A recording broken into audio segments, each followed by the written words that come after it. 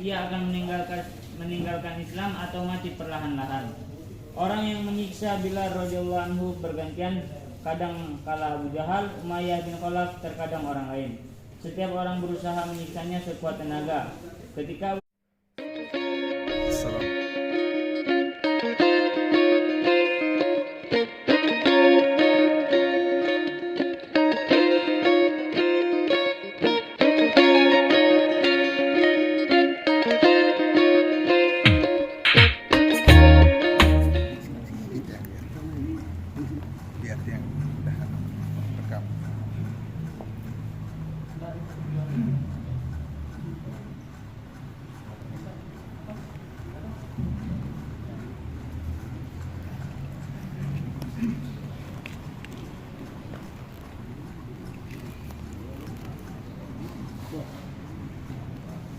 Assalamualaikum warahmatullahi wabarakatuh.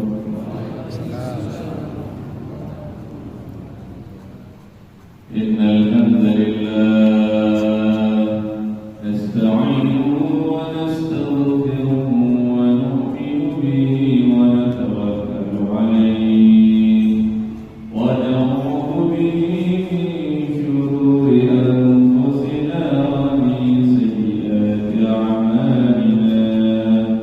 Man yahdihillahu fala mudilla lahu wa man yudlil fala hadiya lahu.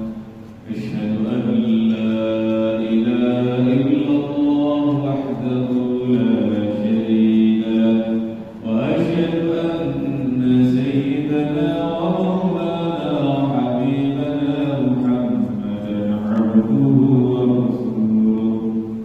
Allahumma salli wa sallim wa barik alaihi wa ala alihi wa ashabihi والتابعين لهم بإحسان إلى يوم الدين. أما بعد، وقد قال في كتابه الكريم: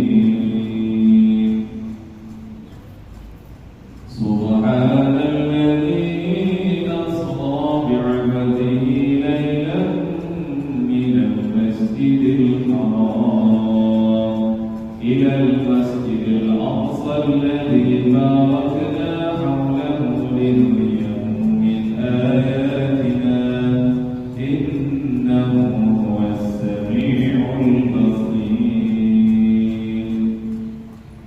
وقال جل شأنه: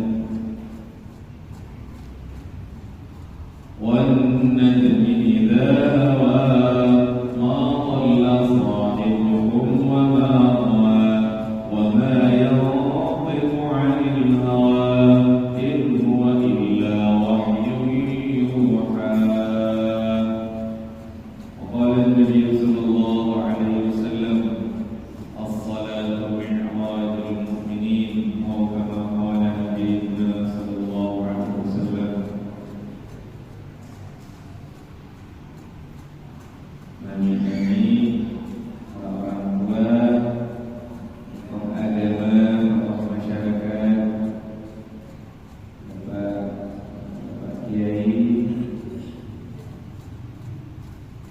Bapak Amir, keluarga besar,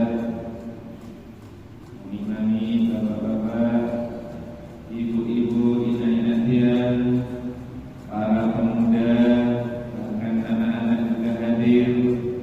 Semoga kita semua tetap dalam lindungan berkah ridho Allah Subhanahu wa Ta'ala.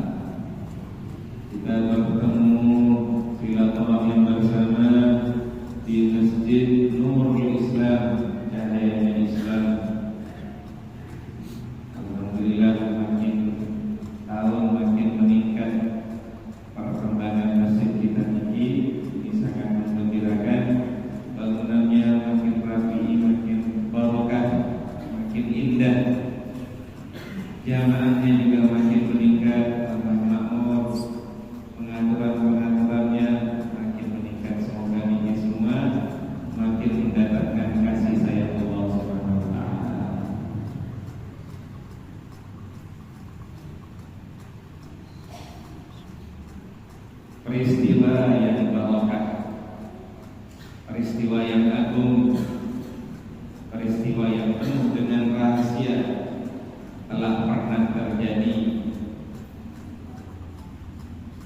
pada tanggal 27 Rajab, yaitu terjadi pada seorang hamba yang sangat disayangi oleh Allah, sangat dicintai oleh Allah, sangat dikasihi oleh Allah, yaitu junjungan kita yang mulia Nabi Agung Muhammad sallallahu alaihi wasallam. Sehingga kalau kita ingin mengulang sejarah, ingin merenung kembali, mengingat kembali peristiwa agung ini, kita akan diperlihatkan bagaimana betul-betul pimpinan para anbiya alaihi salatu wassalam, pimpinan para nabi, para rasul.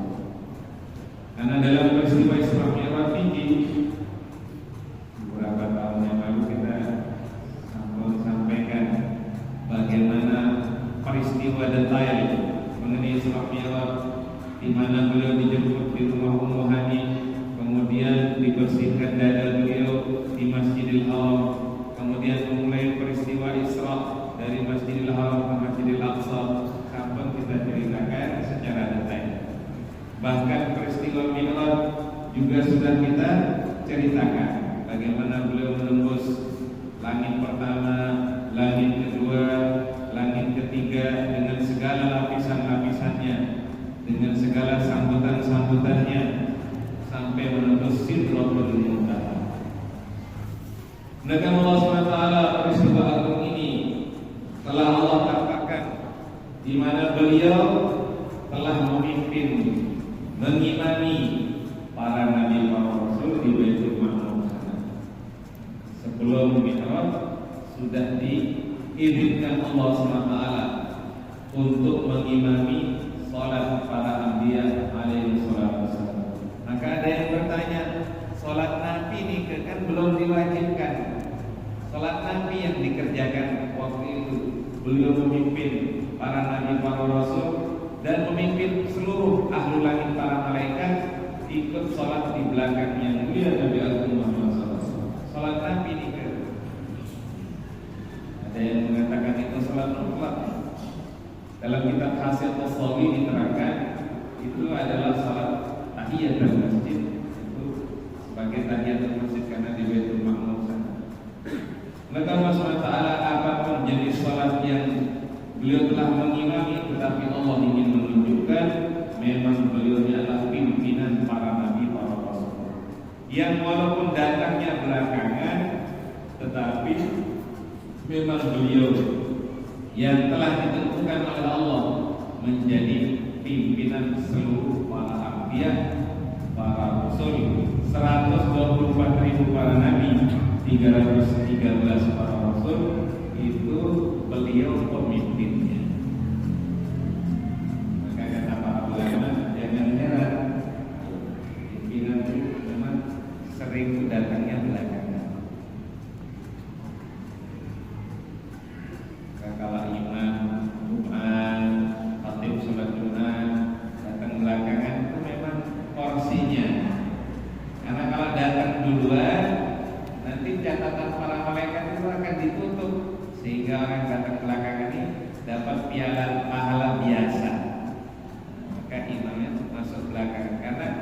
Karena dalam riwayat ketika imam sudah naik ke mimbar, maka malaikat menutup semua catatannya. Yastabiquna dzikr, mereka ikut mendengarkan persembahan. Allah SWT telah ditunjukkan yang mulia Nabi Agung Muhammad SAW dalam peristiwa Isra Mi'raj yang telah sering kita ceritakan dengan segala kemuliaannya, rahasianya. Bahkan setelah dari Sidratul Muntaha, beliau menerima penghargaan, menerima hadiah. Penghargaan, apa itu penghargaan? Iya, karena sebelum peristiwa itu beliau menemukan keadaan yang begitu menyedihkan.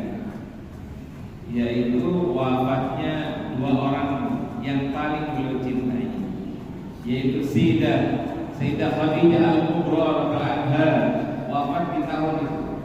Kemudian juga wafat ditinggal oleh paman dan tercinta yaitu Abu Thalib. Di tengah keletihan, kesedihan ini sehingga diberi julukan tahun nikah adalah Amul Huzni, tahun kesedihan.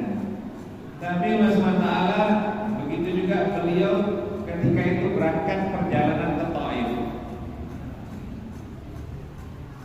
tahun 2021 kemarin, kita berangkat ingin ke Taif langsung, ingin merasakan bagaimana ketika Nabi perjalanan ke Taif.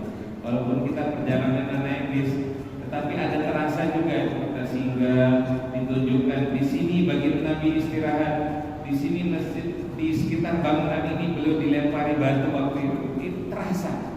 Di sini ada dua pemuda yang memberikan anggur. Ini ada anggur nih, Masya Allah, cerdas sekali ya orang tua kita. Ini ada anggur.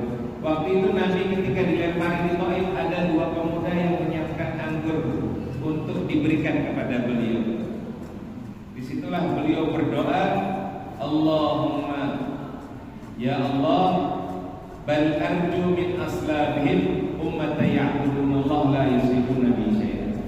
Di tengah kepedihan itu, tapi tetap beliau berharap kebaikan. Ya Allah, bangkitkan nanti dari kaum ini umat yang akan menyembah Engkau, tidak akan menyekutukan Engkau dengan sesuatu. Dan doa baginda Nabi ini telah diijabahi oleh Allah. Beberapa tahun setelah nikah, orang-orang Abu Thalib berbondong-bondong masuk Islam. Bahkan salah seorang pemuda Taif itu namanya Muhammad bin Qasim, umur kurang lebih 19 tahun, berangkat bersama rombongan dakwah yang dikirim baginda Nabi SAW. Itu berangkat menuju kota Hindustan.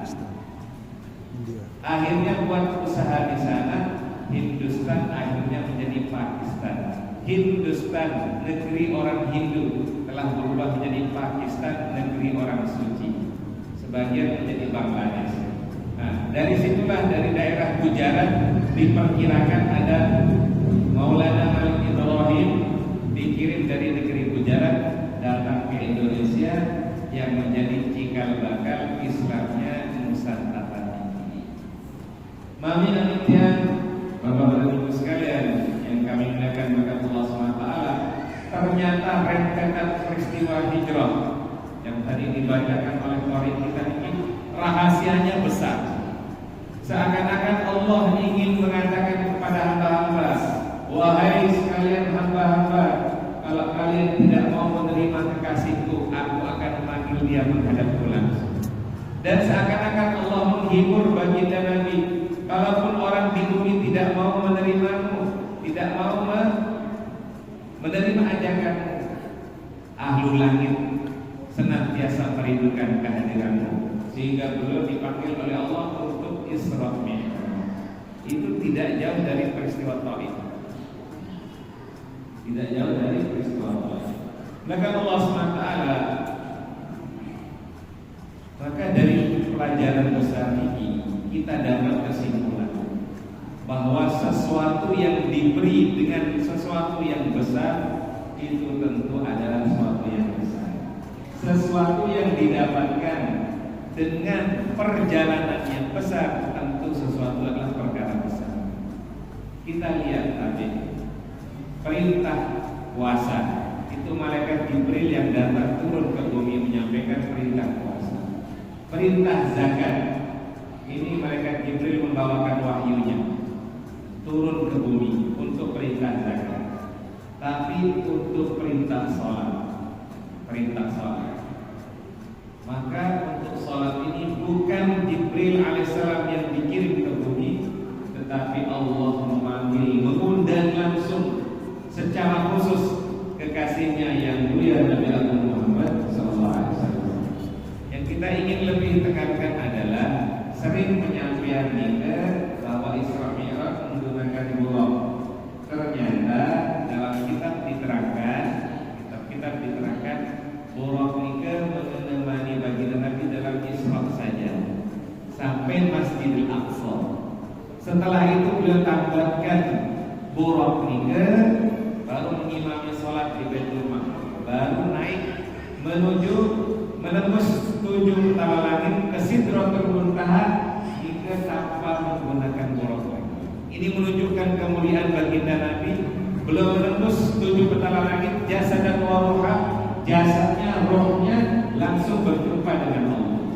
Bahkan malaikat Jibril alaihissalam yang tadinya beliau memiliki 600 sayap, malaikat Jibril memiliki 600 sayap yang kalau dibentangkan maka akan menyinggung barat, dibentangkan satunya penuh timur, bumi ini akan penuh dengan 2 sayapnya malaikat Jibril. Tetapi walaupun demikian, beliau pun menemani hanya sampai langit ke-7 saja, bertemu dengan Nabiullah Ibrahim alaihissalam. Maka Allah SWT, perjalanan selanjutnya menuju Sidratul Muntaha, maka baginda Nabi SAW sendirian menghadap Allah tanpa ada penterjemahnya, tanpa ada yang menemani, sendirian. Termasuk Jibril AS tidak bisa menemani. Pertemuan langsung Allah dengan kekasihnya yang mulia Nabi Agung Muhammad sallallahu alaihi wasallam. Makanya surat Al-Isra ini termasuk salah satu surat yang dimulai dengan kata-kata Subhana, mensucikan Allah. Karena ini peristiwa yang agung. Kalau dipikirkan dengan akal, ini sulit masuknya. Ini bisanya dengan pandangan, bukan pandangan mata, bukan dengan pendengaran telinga. Ini ditangkapnya dengan iman dalam hati, yakin dalam hati. Ini yang bisa menerima. Kenapa? Secara zahir dari Makkah menuju Palestina itu kalau cara perjalanan zaman dulu, jalanan dengan onta, apalagi berjalan kaki, itu kurang lebih 2-3 bulan perjalanan. Jaraknya 2-3 bulan perjalanan. Apalagi menembus 7 tala langit sampai ke Sidratul Muntaha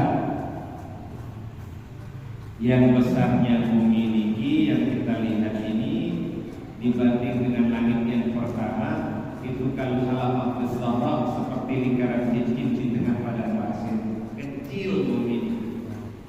Langit pertama dibanding kedua juga besarnya itu seperti lingkaran cincin di tengah padang pasir. Itu yang beliau tembus sendirian menghadap Allah. Sampai langit ke-7 masih ditemani Jibril, Sidratul Muntaha sudah sendiri. Maka Allah SWT yang ingin kita mudzakarahkan bersama, kita lihat hadiah besar selepas itu, yaitu datangnya perintah salat. Datangnya perintah salat. Maka bisa kita bilang salat ini di samping itu perintah, sebenarnya ini adalah hadiah besar, hadiah agung, hadiah yang sangat mulia yang dibawa baginda Nabi sallallahu alaihi wasallam untuk yang mengusami umat baginda Nabi sallallahu alaihi wasallam. Bayangkan kita dibawakan oleh-oleh, bukan dari Jakarta, bukan oleh-oleh sekedar dari Makkah. Oleh-olehnya dibawa langsung dari Sidratul Muntaha, diterima langsung dari sisi Allah Subhanahu wa taala. Dirasakan seperti itu. Ini oleh-oleh yang tertinggi, tempatnya terjauh, kemudian penerimaannya langsung dari sisi Allah Subhanahu wa taala. Nah, rasakan. Niki kita rasakan. Ini hadiah besar. Pantaslah ketika datang perintah salat, apa ucapan Nabi, ucapan pertama yang keluar dari mulutnya para sahabat? Sahabat mengatakan, "Qudiyat hawaijuna, qudiyat hawaijuna." Telah selesai hajat-hajat kita, telah selesai semua keperluan-keperluan, sudah selesai semuanya. Kenapa? Sudah ada cara kita mohon langsung kepada Allah melalui sholat. Ini kepahaman sahabat, sholat menyelesaikan masalah. Kita hari ini karena merasakan itu jadi beban, sholat jadi masalah. sahabat ini sholat menyelesaikan masalah. Sehingga seorang wanita baru masuk Islam, awal masuk Islam, maka putranya yang dicintainya meninggal, wafat. Diceritakan dalam kitab Hadis Sahabat. Maka wanita ini pun di depan pemuda ini sudah dimandikan. Maka dia ketika di depan jenazah anaknya, dia angkat tangannya, "Ya Allah, aku masuk Islam karena yakin kepada Engkau. Ya Allah, aku masuk Islam dan hari ini anakku Engkau panggil. Anakku telah Engkau panggil. Ya Allah, aku khawatir," kata wanita ini, "aku khawatir kaumku, keluargaku akan mengatakan anakmu meninggal karena engkau, anakmu wafat karena engkau masuk Islam. Ya Allah, demi keagunganmu, hidupkan kembali anakku." Tiba-tiba jenazah pemuda ini bergerak dan hidup kembali. Bahkan dalam kitab ini diterangkan anak ini berumur panjang sampai bertemu zaman kekhilafahan khalifahnya Sayyidina Umar bin Khattab radhiyallahu, sampai panjang umur. Allah SWT, jadi yang meninggal bisa hidup, Allah hidupkan dengan sebab sholatnya seorang wanita di zaman sahabat. Dan kita hari ini tengah-tengah sholat nyamuk hidup bisa mati. Nah, di tengah sholat bisa matikan nyamuk, luar biasa. Kalau sahabat dulu yang mati bisa hidup dengan sholatnya, kita ini tengah-tengah sholat bareng hidup jadi mati. Maka Allah SWT, kita rasakan sholat ini penyelesai masalah. Waktu sholat yang 5 waktu ini kita kerjakan, Allah tetap beri pahala 50 waktu. Ini sudah sepakat. Karena ditentukan Allah 50 sholat, tapi karena permintaan baginda Nabi, usulannya Nabi Musa untuk minta keringanan, maka setelah minta keringanan demi kita umat, akhirnya jadi 5. Tapi mengerjakan 5 dikit tetap diberi pahala 50 sholat. Man ja'a bil hasanah walau asyru amsalha. Kerjakan 1 dapat pahala 10, kerjakan 5 sholat jadi 50 sholat. Maka Allah SWT, maka rasakan sholat ini betul-betul dekat dengan kebaikan-kebaikan. Ini termasuk tema yang diangkat malam ini, meningkatkan kualitas hidup dengan ibadah kepada Allah. Ini betul. Kalau ingin hidup ini lebih baik, perbaiki ibadah kita. Karena sesungguhnya kita sebenarnya kalau ingin lebih merenung lagi, kita datang ke dunia ini sebenarnya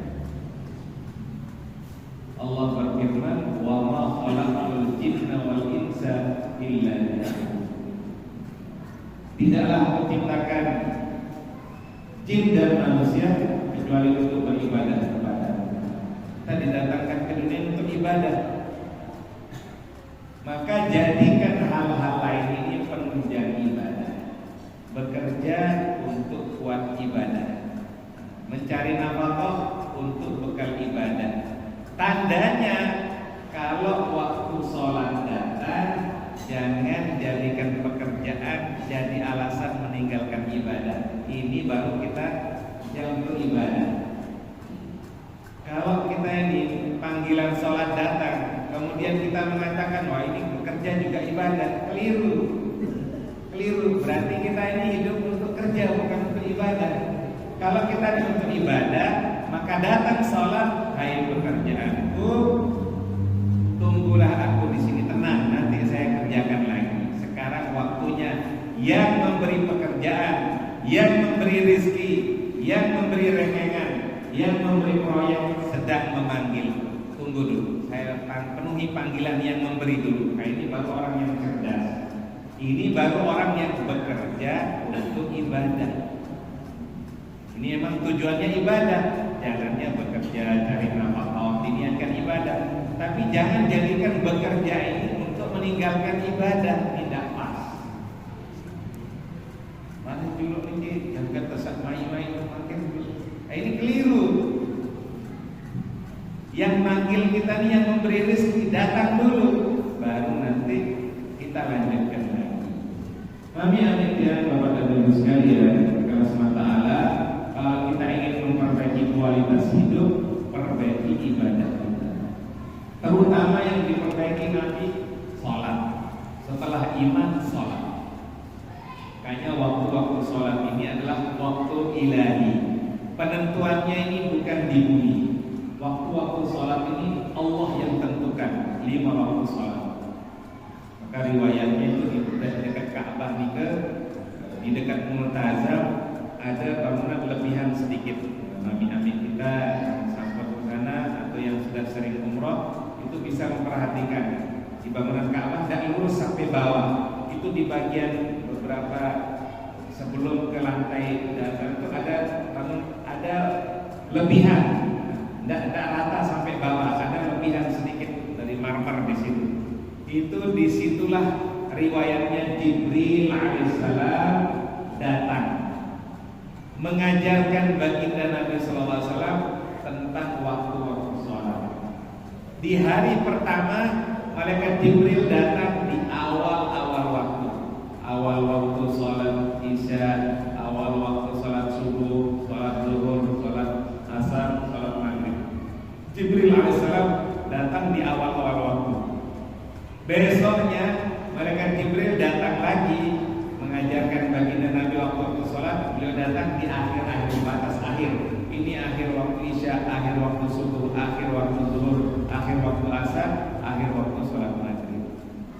Itu di dekat Multazam di situ tempat bagi Nabi bersama malaikat Jibril alaihissalam diajarkan mengenai waktu-waktu sholat awal dan akhir. Dan kami aminkan Bapak Ibu sekalian, waktu ini pun Allah yang tentukan. Teringat dalam riwayat diceritakan dulu sholat maghrib, sholat subuh niki yang pertama kali mengerjakannya yaitu Nabiullah Adam alaihissalam. Di sholat subuh dulu pernah dikerjakan pertama oleh Nabiullah Adam. Nabi Adam diturunkan ke bumi, beliau rasakan gelap, tidak terang seperti terangnya surga. Karena di surga ini terang, adem, nyaman, turun ke bumi panas, gelap. Maka beliau sholat 2 rakaat di waktu subuh. Rakaat pertama beliau mohon perlindungan dari kegelapan malam. Rakaat kedua beliau bersyukur karena pagi terang benderang telah datang. Kayak sholat subuh itu 2 rakaat. Kemudian sholat zuhur itu yang pertama kali mengerjakan yaitu Nabiullah Ibrahim alaihissalam. Kapan ini? Yaitu ketika beliau telah menyembelih putra beliau Ismail alaihissalam, tapi putranya selamat, Allah gantikan dengan kambing kibas pengorbanan Nabi ribuan tahun sebelumnya. Akhirnya beliau bersyukur, beliau sholat 4 rakaat, itulah waktu zuhur nikah. Kemudian Nabi yang pertama kali mengerjakan sholat di waktu asar yaitu Nabiullah Yunus alaihissalam, ketika Allah telah selamatkan, keluarkan beliau dari perut ikan Nun. Makanya beliau kerjakan sholat secara rasa syukur di waktu asar. Itu sholatnya 4 rakaat karena Allah telah selamatkan beliau dari 4 kegelapan. 4 rakaat, 4 kegelapan. Yang pertama dari kegelapan karena meninggalkan kaumnya, meninggalkan dakwah dari kaumnya. Yang kedua kegelapan perut ikan Nun. Yang ketiga kegelapan lautan. Yang keempat kegelapan malam. Maka beliau melaksanakan sholat ketika asar 4 rakaat.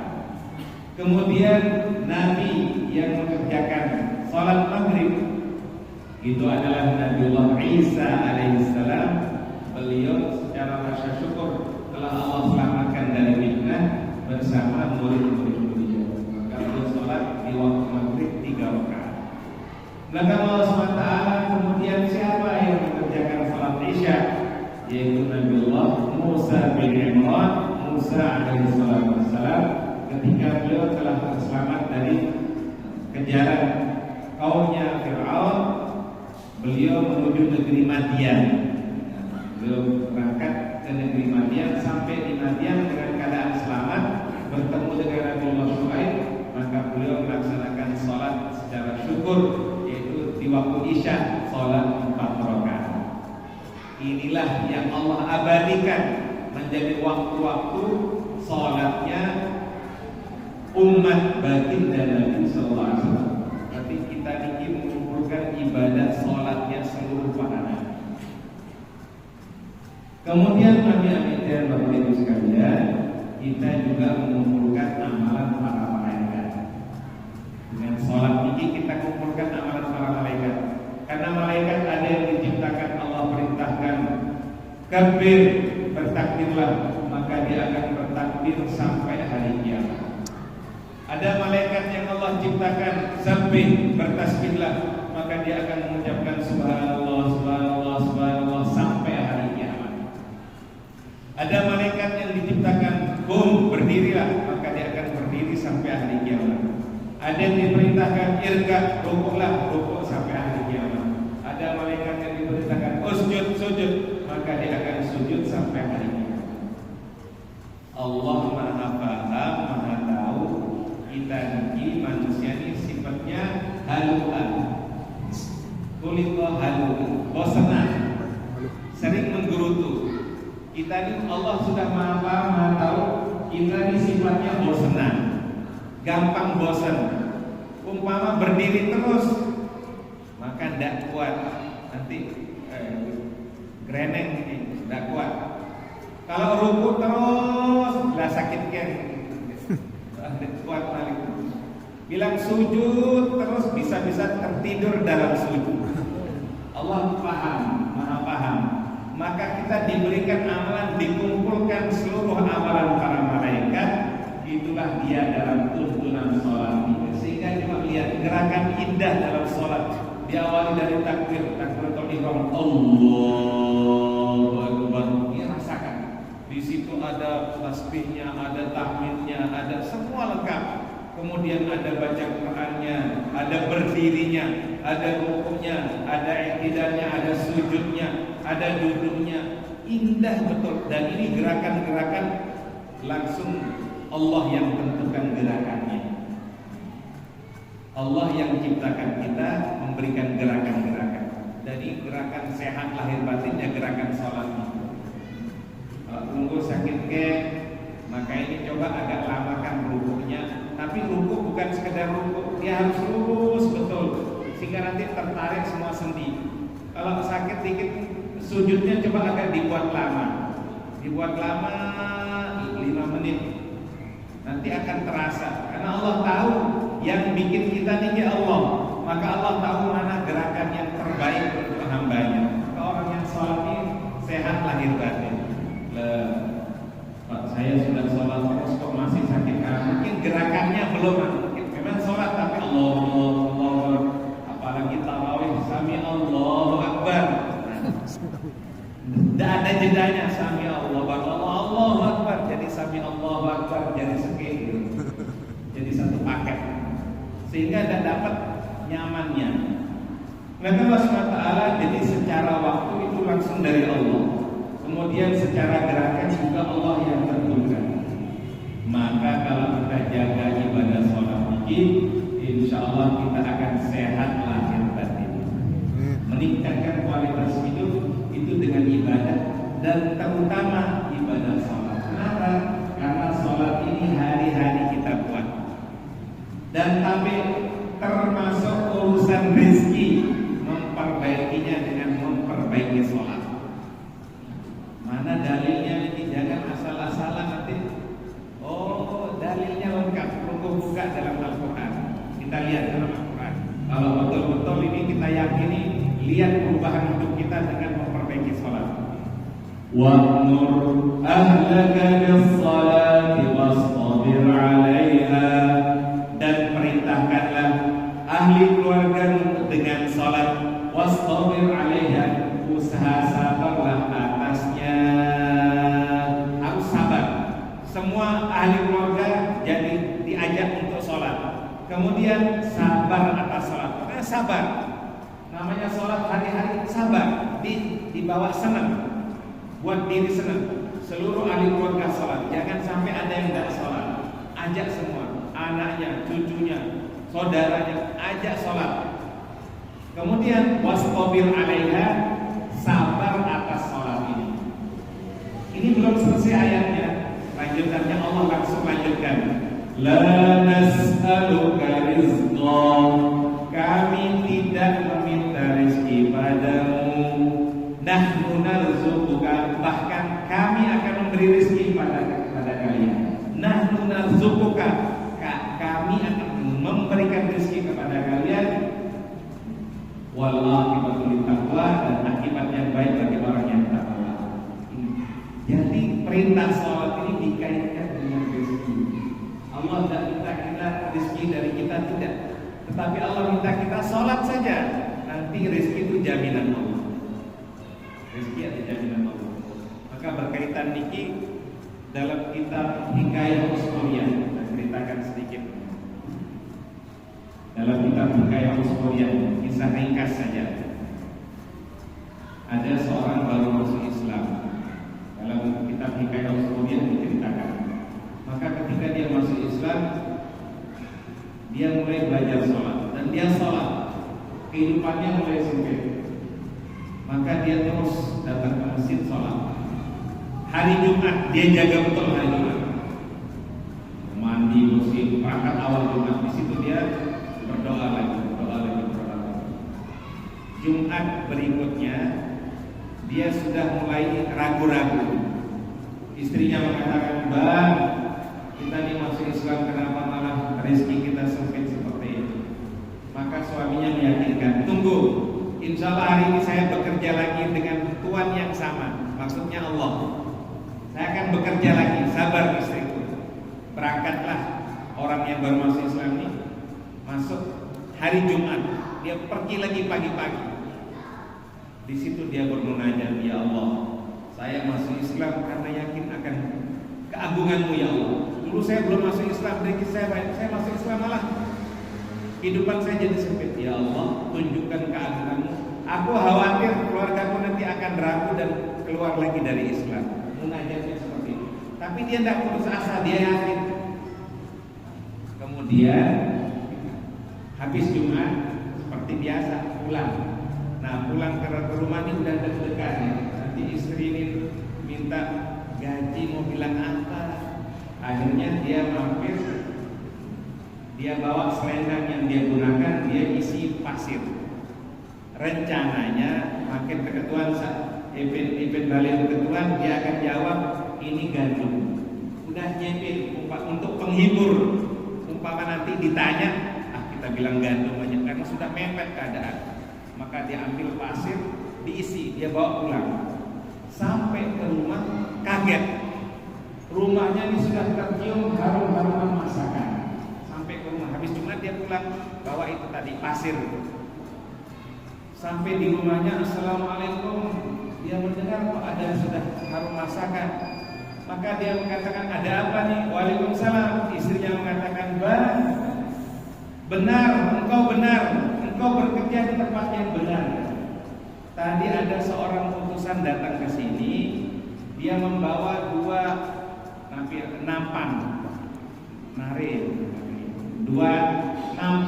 dua nare itu berisi uang emas, dan dia menyampaikan, ini gaji suamimu untuk kerja yang Jumat dulu.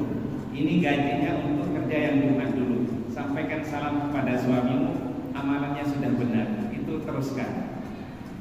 Maka suaminya kaget. Saking kagetnya terlepaslah pasir yang ada di tangannya terlepas. Kuasa Allah, pasir tadi berubah jadi gandum. Allah Ta'ala sebenarnya Allah Maha Penyayang. Tinggal kita ini mau mendekat tak kepada Allah, mau betul-betul enggak. Kita ini maunya rizkinya banyak, tapi sholatnya pinginnya telat-telat. Bagaimana? Tidak sesuai. Ya Allah, pingin yang banyak. Tapi dia sholat subuhnya dengan sholat duha tipis-tipis. Bagaimana? Ya malaikat belum bilang, "Ini sholat apa? Masya Allah, rajin sekali sholat duha, tapi ada kunutnya." Sholat subuh jam 8. Bagaimana? Lu baca ada riwayat hadis. Ana dhamin kata Allah. Ini betul kan? Kalau kita yakin betul. Ana dhamin. Saya jamin kata Allah. Aku penjamin. Penjamin bagi orang yang keluar masuk rumahnya mengucapkan salam. Kata Allah, aku penjamin. Kalau masih hidup akan diberikan rezeki. Kalau wafat husnul khotimah. Siapa? Pertama, orang yang masuk rumah mengucapkan salam. Periksa diri kita. Kalau masuk rumah, paling yang sering nyelonong, paling esak masuk. Oh enggak. Nabi sabdakan masuk rumah mengucapkan salam. Walaupun rumah sendiri mengucapkan salam. Karena orang kalau masuk rumah mengucapkan salam, dalam kitab Rodotul Ahbab diceritakan malaikat akan mengatakan kepada temannya, la mabita lana. Tidak ada tempat menginap di rumah malam ini. Tidak ada jatah kita di sini. Orang keluarganya semua mengucapkan salam. Tidak ada tempat kaplingan. Keluar semua setan-setan dari rumah itu. Dan kita karena masuk terus ikut setannya kapling di situ. Bagaimana bisa tenang namanya? Yang kedua, ana dhamin kata Allah. Aku menjamin orang yang pulang pergi ke masjid. Dijamin oleh Allah. Dijamin. Tentu jaminan Allah ini sesuai ketentuannya, sesuai kadarnya. Sesuai kadarnya karena Allah pencipta kita tahu yang terbaik. Kalau kita ini dikasih sudah agak banyak sedikit, sudah mulai kurang wiridnya. Apalagi lebih banyak nanti malah tidak sempat zikir lagi. Karena Allah kasih sedengan sesuai keperluannya. Yang paling enak itu sesuai keperluan. Anak mau sekolah ada, pingin berangkat umroh ada, ingin berbagi dengan kakak ada, mau mi'raj ada. Nah itu maka Allah SWT betul tema malam ini sangat benar, memperbaiki kualitas hidup, meningkatkan kualitas hidup dengan memperbaiki ibadah. Dan ibadah yang paling mudah, yang paling pokok setelah iman adalah sholat. Karena untuk ibadah lain-lain ada orang yang tidak mampu. Tapi untuk sholat semua orang yang masih hidup masih bisa menjalankannya. Sholat tidak ada orangnya masih hidup masih bisa sholat. Tidak bisa berdiri dengan duduk, tidak bisa duduk dengan berbaring, tidak bisa berbaring dengan isyarat mata, tidak bisa mata pun umpama bisa isyarat hati. Tapi jangan orang yang sehat langsung pakai hati. Nah, ini yang tidak boleh keringkat. Jalan pintas. Oh berarti saya ambil pakai hati saja. Oh kalau begitu kelungguh nanti habis isya.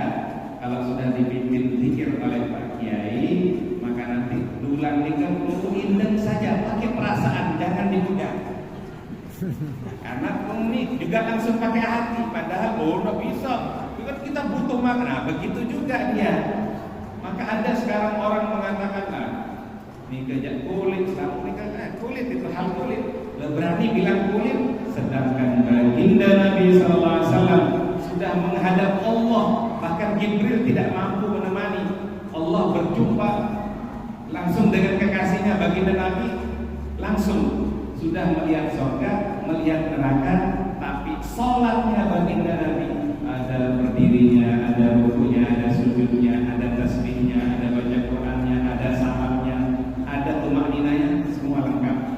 Nah, terus kita akan mengatakan bahwa kita kemudian akan sholat dengan diam saja. Ini berarti kita merasa lebih tinggi daripada yang mulia Nabi Agung Muhammad SAW. Kami amin yang Bapak dan Ibu sekalian yang kami muliakan, kami cintai karena Allah SWT. Ringkasnya miring kita tingkatkan untuk sholat kita, insyaallah ya. Dan yang terbaik, tapi yang terbaik, coba lihat, yang terbaik adalah sholat fardu niki berjamaah. Yang terbaik sholat fardu niki berjamaah. Jangan sampai kita rela sholat sendirian. Walaupun sah nggak sah, kita bukan bicara sah nggak sah, tetapi dalam riwayat menggabungkan riwayat 25 derajat dengan 27 derajat, maka ulama ada yang mengalihkan riwayat 25 dan 27. Sekali sholat berjamaah itu 33 juta sekian pahala kebaikannya. Sekali sholat berjamaah. Nah sekarang kita hitung Kalau kita sholat sendirian berarti kita kehilangan 33 juta sekian. Itu baru sekali sholat. Lebih sedikit 30.000, jangankan 33 juta. 30.000 dia pindah ke kantong sebelah itu sudah big. Semua dimarahi. Apalagi 300.000 tambah marah. Apalagi 3 juta semua dimarahi. Saat anak-anak dimarahi, mana nih uang 3 juta? Tapi tanpa terasa kita membiarkan hilang 33 juta sebab meninggalkan sholat berjamaah. Sholat fardu usahakan sebisa mungkin kita berjamaah. Insyaallah ya. Semoga Allah memberkahi semuanya. Semoga Allah meridhai semuanya. Dikit saja